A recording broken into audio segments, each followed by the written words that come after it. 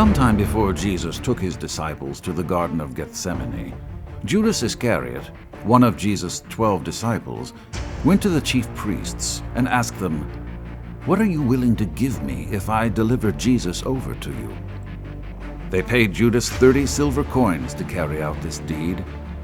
From then on, Judas was watching for an opportunity to hand over Jesus. After he had finished praying, Jesus was speaking to his disciples Peter, James, and John when he saw Judas approaching with a large crowd following behind. The chief priests and the elders had sent the crowd armed with swords and clubs.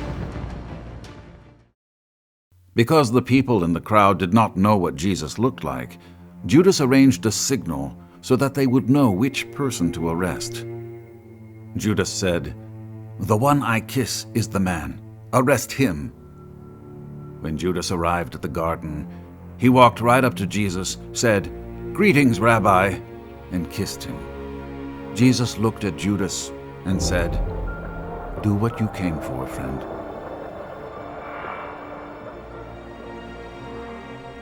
Then the men in the crowd stepped forward, seized Jesus, and arrested him.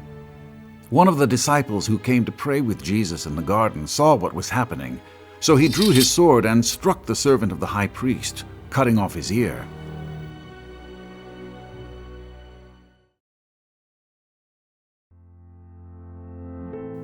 Jesus told his disciple to put his sword away and explained that everything was happening just as it was supposed to and just as it should. Do you think I cannot call on my Father to save me from this? But how then would the Scriptures be fulfilled that say it must happen in this way? Jesus then turned to those in the angry crowd and said, "Am I leading a rebellion that you have come out with swords and clubs to capture me? Every day I sat in the temple courts teaching, and you did not arrest me. All of this is happening so that the writings of the prophets might be fulfilled."